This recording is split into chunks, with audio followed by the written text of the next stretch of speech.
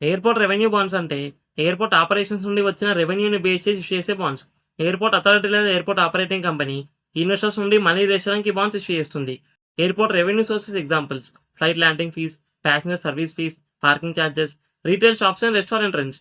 Example airports Indira Gandhi international airport, Rajiv Gandhi international airport. సింపుల్‌గా చెప్పాలంటే investor airport అథారిటీకి మనీ లెండ్ చేస్తాడు. ఎయిర్‌పోర్ట్ ఆ మనీని ఇన్‌ఫ్రాస్ట్రక్చర్, టెర్మినల్స్, రన్‌వేస్ కోసం యూజ్ చేస్తుంది. ఎయిర్‌పోర్ట్‌కి వచ్చిన రెవెన్యూ నుండి ఇన్వెస్టర్స్‌కి ఇంట్రెస్ట్ పే చేస్తుంది. మెచ్యూరిటీ టైమ్‌లో ప్రిన్సిపల్ అమౌంట్ రిటర్న్ చేస్తుంది. మినిమమ్ ఇన్వెస్ట్‌మెంట్ 10,000 నుంచి 1,00,000 వరకు ఉంటుంది. మాక్సిమం లిమిట్ ఉండదు.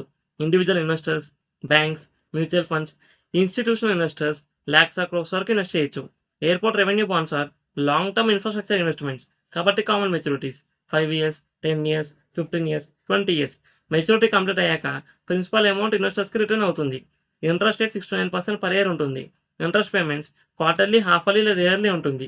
అది బాండ్ టర్మ్స్ బట్టి డిపెండ్ అవుతుంది. ఎయిర్‌పోర్ట్ రెవెన్యూ బాండ్స్‌ని ఈ ప్లేసెస్‌లో కొనొచ్చు. Stock exchanges like NSC, BSC limited, online brokers లేదా trading platforms like Upstox, Zerodha. Airport authorities లేదా infrastructure companies new bonds issue చేసినప్పుడు బ్యాంక్స్ లేదా బ్రోకర్స్ ద్వారా అప్లై చేయొచ్చు. Advantages airport passenger growth benefit regular income వస్తుంది. Infrastructure sector exposure long term stable investment option.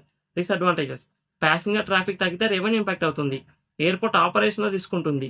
Interest rate changes bond ప్రైస్‌ని effect చేయొచ్చు. Sometimes liquidity తక్కువ ఉంటుంది. ఇలాంటి ఫైనాన్షియల్ టాపిక్స్ కోసం ఛానల్‌ని సబ్స్క్రైబ్ చేసుకోండి.